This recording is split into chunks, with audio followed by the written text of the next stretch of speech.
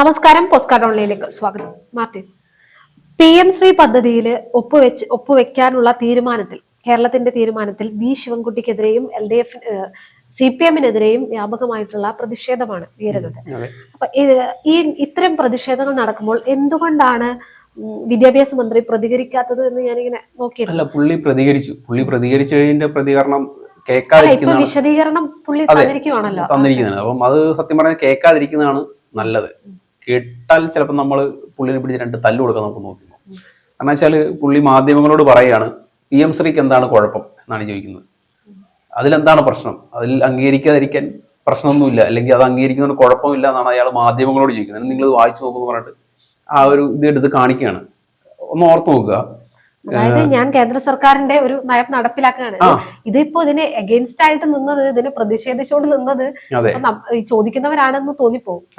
സ്വന്തം പാർട്ടിയിൽ നിന്ന്, സ്വന്തം മുന്നണിയിൽ നിന്ന് തന്നെ വ്യാപകമായ രീതിയിൽ പ്രതിഷേധമുണ്ട് ഇതിന്. അതെ, പക്ഷെ എന്നിട്ടും അയാൾ ചോദിക്കുന്നത് PM-ശ്രീക്ക് എന്താണ് കുഴപ്പമെന്നാണ് ചോദിക്കുന്നത്.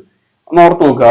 കുറെ നാളുകൾക്ക് മുമ്പായിരുന്നു നമ്മുടെ കേന്ദ്ര സർക്കാരും കേരള സർക്കാരും തമ്മിൽ വലിയ പ്രശ്നങ്ങളുണ്ട്. അതായത് നമ്മുടെ GST ആയിട്ട് ബന്ധപ്പെട്ടിട്ട് ഭയങ്കര പ്രശ്നങ്ങൾ ഉണ്ടാകുന്നു. GST ഇത്ര കേന്ദ്രം നമുക്ക് തരാനുണ്ടെന്ന് പറയുന്നു. അങ്ങനെയൊക്കെ പറഞ്ഞിട്ട് വലിയ പ്രചാരണം വരുന്നു, വാർത്തകളായിരുന്നു.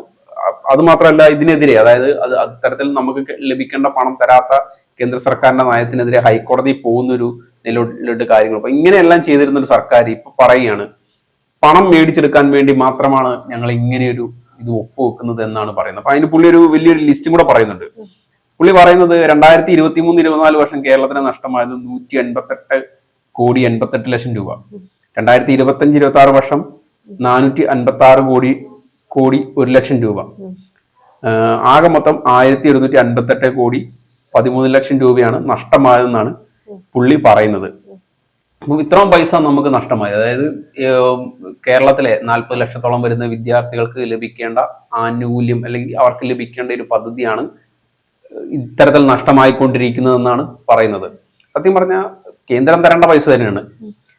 ഈ പൈസ മേടിച്ചെടുക്കാൻ ഇത്തരത്തിൽ, അതായത് കേന്ദ്ര സർക്കാരിന്റെ ഒരു വികലമായ ഒരു വിദ്യാഭ്യാസ നയത്തിൽ കൊണ്ട് തലവെക്കുകയാണോ വേണ്ടത്? ഒരിക്കലുമല്ല. തമിഴ്നാടും ഇതുപോലെ തന്നെ പശ്ചിമ ബംഗാളും ചെയ്ത് അവർ കോടതി പോയത്. അവർ കോടതിയിൽ പോയിട്ട് ഫൈറ്റ് ചെയ്തുകൊണ്ടിരിക്കണം. അവർ തങ്ങൾക്ക് കിട്ടേണ്ട പണം, അവകാശപ്പെട്ട പണം മേടിക്കാൻ വേണ്ടി അവർ ഫൈറ്റ് ചെയ്തുകൊണ്ടിരിക്കണം. പക്ഷേ കേരളം ചെയ്യുന്നുണ്ട, അതിനുകൊണ്ട് തല വെച്ച് കൊടുത്തിട്ട് സൂത്രത്തിൽ മേടിച്ചെടുക്കാം, പറഞ്ഞു പറ്റിച്ച് മേടിച്ചെടുക്കാൻ. ഇത് ചന്തയിലെ കപ്പലിന്റെ കച്ചവടമല്ലല്ലോ. അപ്പം അത് മനസ്സിലാക്കുന്നില്ല. അത് മനസ്സിലാക്കാതെ പറയുകയാണ്, കണ്ടോ PM-ശ്രീക്ക് എന്താണ് കുഴപ്പമെന്നാണ് പുള്ളി തിരിച്ചു ചോദിക്കുന്നത്. അപ്പം നമ്മളാരായി? ഇവരെല്ലാം ഈ പറഞ്ഞതെല്ലാം കേട്ടു വിശ്വസിച്ച നമ്മളാരായി? മണ്ടന്മാര്. അപ്പം അതാണ് ശിവൻകുട്ടിയുടെ ഒരു പ്രശ്നം. അതാണ് പുള്ളി ഇങ്ങനെ പറഞ്ഞുകൊണ്ടിരിക്കുകയാണ്. പിന്നെ PM-ശ്രീ 2027 മാർച്ചിൽ അവസാനിക്കും. ഇപ്പോൾ ഒപ്പിടുന്നതിലൂടെ സമഗ്ര ശിക്ഷയുടെ കുടിശ്ശികയും 2 വർഷത്തെ PM-ശ്രീ ഫണ്ട് ഉൾപ്പെടെ 1,476 കോടി 13 ലക്ഷം രൂപ സംസ്ഥാനത്തിന് കിട്ടുമെന്നൊക്കെയാണ് പറയുന്നത്. മാത്രമല്ല, കേന്ദ്രം സമഗ്ര ശിക്ഷയ്ക്ക് നൽകാമെന്ന് ധാരണയായത് 971 കോടി രൂപ. അതായത് 971 കോടി രൂപ ഞങ്ങൾക്ക് കിട്ടുമെന്നാണ് പുള്ളി ഇപ്പൊ പറഞ്ഞുകൊണ്ടിരിക്കുന്നത്. അപ്പം ജനകീയ സർക്കാർ അങ്ങനെ ചെയ്യണം, അത് മേടിച്ചെടുക്കാനുള്ള കാര്യങ്ങളൊക്കെ ചെയ്യണം എന്ന് പറയുന്നത്. അപ്പൊ സ്വന്തം മുന്നണിയിലെ ഒരു പാർട്ടിക്ക്, CPI-നോട് എന്തുകൊണ്ടാണ് അവർക്ക് പറഞ്ഞു മനസ്സിലാക്കാൻ കഴിയാത്തത്? ജനകീയ സർക്കാരിന്റെ ഒരു സ്വന്തം മുന്നണിയിൽപ്പെട്ടവരെ പോലും പറഞ്ഞു മനസ്സിലാക്കാൻ സാധിക്കുന്നില്ല. പിന്നെ ഇങ്ങനെ ഒരു ജനങ്ങളെ പറഞ്ഞു മനസ്സിലാക്കും. കാരണം എല്ലാ കാലത്തും പ്രത്യേകിച്ച് ഈ 2014 ശേഷം നരേന്ദ്രമോദി അധികാരത്തിൽ വന്നതിന് ശേഷം അവർ ഏറ്റവും കൂടുതൽ ലക്ഷ്യം വെച്ചത് വിദ്യാഭ്യാസ മേഖലയാണ്. കാരണം ചരിത്രത്തെ ഇല്ലാതാക്കിക്കൊണ്ട് അവരുടേതായ അജണ്ടകൾ നടപ്പിലാക്കാൻ അവർക്ക് വലിയ പദ്ധതിയുണ്ട്. അപ്പൊ അതിന്റെ ഭാഗമായിട്ട് അവർ വിദ്യാഭ്യാസ മേഖലകളിൽ അവർ കടന്നു കയറുന്നുണ്ട്. അത് ഉന്നത വിദ്യാഭ്യാസ മേഖലയിലാണെങ്കിലും അല്ലാതെയാണെന്നുണ്ടെങ്കിലും അവർ ഇത്തരത്തിലുള്ള ഇടപെടലുകൾ നടത്തുന്നുണ്ട്. അപ്പൊ അതിന്റെ ഭാഗമായിട്ട് പല പ്രശ്നങ്ങളും കേരളത്തിൽ തന്നെ ഉണ്ടായിട്ടുണ്ട്. അതിനെല്ലാം പ്രതിരോധിച്ച് നിന്നിരുന്ന ഒരു പാർട്ടിയായിരുന്നു CPM-ഉം ഇടതുപക്ഷം എന്ന് പറയുന്നത്. ഇടതുപക്ഷം എന്ന് പറയുന്നത് ശരിയല്ല, CPM എന്ന് പറയുന്നത്. അല്ലെങ്കിൽ അങ്ങനെ നമ്മളെ പോർട്രേ ചെയ്ത് നമ്മളെ വിശ്വസിപ്പിച്ചിരുന്ന ഒരു പാർട്ടിയാണ്. പക്ഷെ അതിൽ നിന്ന് അവർ പിന്നോട്ട് മാറിക്കൊണ്ട് കേന്ദ്ര സർക്കാരിന്റെ ഇത്തരത്തിലൊരു പദ്ധതിയിൽ കൊണ്ട് തലവെക്കുകയും അത് പണം മേടിച്ചെടുക്കാൻ വേണ്ടി മാത്രമാണ് എന്നുള്ളൊരു ന്യായം പറയുകയും ചെയ്യാണ്. കേരളത്തിലെ വിദ്യാഭ്യാസ നയം, കേരളത്തിലെ വിദ്യാഭ്യാസ രീതി നമുക്കറിയാം.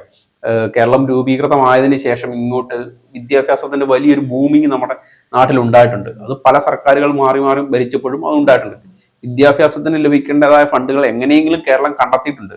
അതൊരിക്കലും ഇത്തരത്തിലുള്ള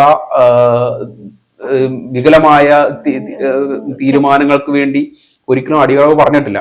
അപ്പം അത് നടന്നു പോയിക്കോളും. അത് ഈ കേരളത്തിലുണ്ടാകുന്ന പല ചെലവുകളിൽ ഒന്നാണ് ഈ വിദ്യാഭ്യാസം എന്ന് പറയുന്ന ചെലവ്. അതിന് മറ്റ് ബദൽ സംവിധാനം, അല്ലെങ്കിൽ പണം കിട്ടുന്നില്ല, അല്ലെങ്കിൽ പണത്തിന്റെ പ്രശ്നമുണ്ട് എന്ന് തോന്നിയാൽ അതിന് മറ്റ് സംവിധാനങ്ങൾ ഏർപ്പെടുത്തുക, അല്ലെങ്കിൽ മറ്റു വഴികൾ നോക്കുക എന്നുള്ളതാണ് ഇതിനകത്ത് ചെയ്യാനുള്ളത്. അല്ലെങ്കിൽ ഏറ്റവും അവസാനം കോടതിയിൽ പോകുക എന്നുള്ളതാണ് ഇതിനകത്ത് ചെയ്യാനുള്ളത്. അത് ചെയ്യാതെ പണം മേടിച്ചെടുക്കാൻ വേണ്ടിയാണ് ഞങ്ങൾ ഇങ്ങനെ ചെയ്യുന്നത് എന്ന് പറയുന്നതിലെ യുക്തിരാഹിത്യമുണ്ട്. അത് ഇവിടുത്തെ ജനങ്ങൾ വിശ്വസിക്കുമെന്നാണ്. ജനങ്ങൾക്കൊരു വിശ്വാസം ഉണ്ടായിരുന്നിരിക്കണം. അതെ, കാരണം പൗരത്വ ഭേദഗതി ബില്ല് ആ സമയങ്ങളിലൊക്കെ കേരളം മാത്രമാണ് ഇതിനെ ഒറ്റക്കെട്ടായി എതിർത്ത് നിന്നതും. അതേ ഒരു സമീപനം ജനങ്ങൾ ഈ ന്യൂ എഡ്യൂക്കേഷൻ പോളിസി ഇവിടെ ഒരിക്കലും നടപ്പിലാക്കില്ല എന്നുള്ള ഒരു കാര്യത്തിൽ ഉണ്ടായിരുന്നിരിക്കാം. പക്ഷെ അതാണിപ്പോ ഇല്ലാതായിരിക്കുന്നത്. കാരണം ഇനി സർക്കാരിൽ പ്രതീക്ഷ അർപ്പിക്കണം. തീർച്ചയായിട്ടും അവർക്ക് ന്യൂ എഡ്യൂക്കേഷൻ പോളിസി ഇവിടെ അപ്ലൈ ചെയ്യേണ്ടി വരും. തീർച്ചയായും കരിക്കുലം ഉണ്ടല്ലോ, കേന്ദ്ര സർക്കാരാണ് ഈ കരിക്കുലം റെഡിയാക്കിയിരിക്കുന്നത്. അവർ പറയുന്ന രീതിയിൽ നമ്മൾ ചരിത്രം മാറ്റി പഠിക്കേണ്ടി വരും. പക്ഷേ ശിവൻകുട്ടി പറയുന്നത് അത് പറ്റില്ല എന്ന് പറഞ്ഞു. പുള്ളി പറയുന്നത് അത് പറ്റില്ല, കേരളമാണ് ഇത് തീരുമാനിക്കുന്നതൊക്കെയാണ് പുള്ളി പറയുന്നത്. പക്ഷെ ഒരിക്കലും അങ്ങനെ പറ്റില്ല. കാരണം അങ്ങനെ ഒരു ധാരണയിൽ ഒപ്പുവെച്ചിട്ടുണ്ടെങ്കിൽ അവർ പറയുന്നതനുസരിച്ച് മുന്നോട്ട് പോകാൻ പറ്റൂ. അപ്പം ഈ പൈസ മേടിച്ചിട്ട് അയ്യെ പറ്റിച്ചെന്ന് പറയാൻ പറ്റും.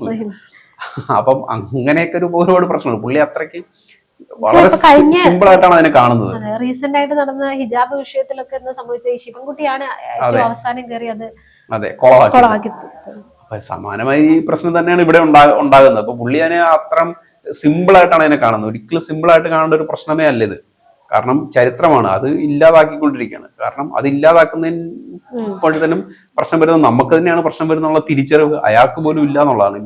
ഇപ്പൊ പിണറായി വിജയൻ എന്ത് കാര്യത്തിനാണ് അവിടെ കൊണ്ട് ഈ പറഞ്ഞ നമ്മുടെ PM മോദിനെയും അമിത്ഷാനെയും പോയി കഴിഞ്ഞ ആഴ്ച പോയി കണ്ടിരുന്നു. അത് കണ്ടതിന് പിറ്റേ ദിവസമാണ് ഇങ്ങനെയൊരു പ്രശ്നം ഉണ്ടാകുന്നതും ഈ ഒരു PM ശ്രീയിൽ ഒപ്പുവെച്ചായിട്ട് വാർത്തകൾ വരുന്നതും പിന്നീട് CPI അതിനെതിരെ രംഗത്ത് വരുന്നതും എല്ലാം അതുകൊണ്ടാണ്. CPIയുടെ അവസ്ഥ എന്ന് ഓർത്ത് നോക്കണം. അവരുമായിട്ടുള്ള ധാരണകൾ പോലും പാലിക്കാതെയാണ് ഇത്തരത്തിലുള്ള ആ ഒരു ഇതിനകത്തുകൊണ്ട് ഒപ്പുവെക്കുന്നതും അത് നടപ്പിലാക്കാൻ വേണ്ടി ഒരുങ്ങുന്നതും. കാരണം അവർ പ്രതിഷേധം ഉയർത്തിയിട്ട് പോലും അതിനെ പോലും ഗൗനിക്കാത്ത രീതിയിൽ അത് മുന്നോട്ട് പോയിക്കൊണ്ടിരിക്കുകയാണ്. മന്ത്രിസഭയിൽ പോലും അവർ പ്രതിഷേധിച്ചിട്ടും അതിന് യാതൊരുവിധ ഗൗരവം കൊടുക്കുന്നില്ല. അപ്പം അവരെ നാണമില്ലാതെ ഇനിയും മുന്നണിയിൽ തുടരുന്നത് CPIക്ക് ചേർന്നതല്ല. CPIയുടെ നിലപാട് അവരെന്താണെങ്കിലും എടുത്തോട്ടെ. പക്ഷെ അതല്ല പ്രശ്നം. അവരോട് കാണിച്ച ഒരു ചതി എന്ന് പറയുന്നത്, അതായത് സ്വന്തം മുന്നണിയിൽപ്പെട്ട ആളുകളോട് പോലും കാണിച്ച ഒരു ചതി അവരോട് കാണിച്ചവര് ജനങ്ങളോട് എന്തായിരിക്കും കാണിക്കുക?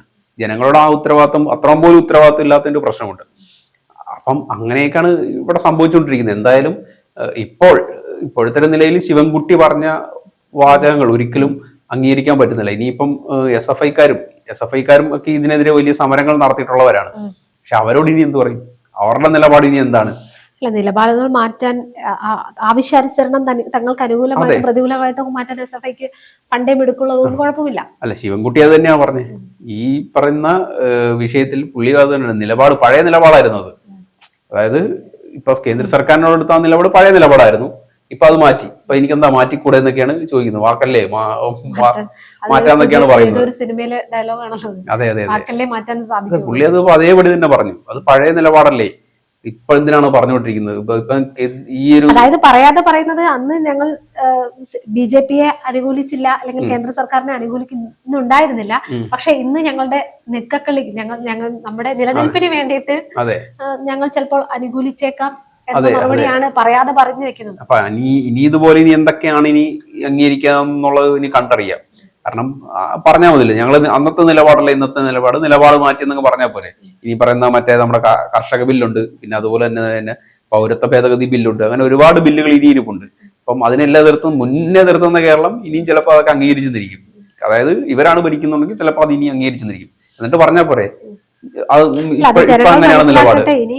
CPMന് ഇനി ഒരു ഭാവി ഉണ്ടോ എന്ന് ജനങ്ങൾ മനസ്സിലാക്കട്ടെ. ഇലക്ഷൻ അടുത്തിരിക്കുവാണല്ലോ. അതെ, അതാ പറഞ്ഞത്, മൊത്തത്തിൽ മുങ്ങിക്കൊണ്ടിരിക്കുകയാണ്. അപ്പൊ മുങ്ങിക്കൊണ്ടിരിക്കുന്ന എവിടെങ്കിലും ഒരു കച്ചത്തിരിപ്പ് കിട്ടുമ്പോൾ എങ്ങനെയെങ്കിലും കയറി പോവുക എന്നുള്ളത് മാത്രമാണ് ഇതിനകത്തൊരു ഇപ്പോഴത്തെ ആ ഒരു പരിപാടി കാണുമ്പോൾ തോന്നുക. തിരിച്ചടിയായി മാറാനുള്ള സാധ്യതയല്ലേ? ഇല്ല, തീർച്ചയായിട്ടും തിരിച്ചടിയായി മാറാനുള്ള കാരണം ഞാൻ കഴിഞ്ഞ ദിവസം തന്നെ പറഞ്ഞു, ഒരിക്കലും ആളുകൾ CPMനെ വോട്ട് ചെയ്യുന്നത് അവരുടെ പ്രത്യയശാസ്ത്രം വായിച്ചിട്ടല്ല. അവർ മുന്നോട്ട് വെക്കുന്ന ആശയം, അതായത് ഈ പറയുന്ന സംഘപരിവാറിനോട് BJPയോടും സ്വീകരിച്ചിട്ടുള്ള നിലപാടുകൾ കണ്ടിട്ടാണ് പല ആളുകളും ഒരു കേരളത്തിലെ ആളുകൾ CPMന് ഇടതുപക്ഷത്തിന് വോട്ട് ചെയ്തിട്ടുള്ളത്. ആ ഒരു പ്രതീക്ഷയിലാണ് ആ CPMന്റെ കൂടെ ആളുകൾ നിന്നിട്ടുള്ളത്. അല്ലാതെ ഒരിക്കലും ഈ പറയുന്ന ആളുകൾ മാർക്സിന്റെ പുസ്തകങ്ങൾ വായിച്ചിട്ടൊന്നുമല്ല.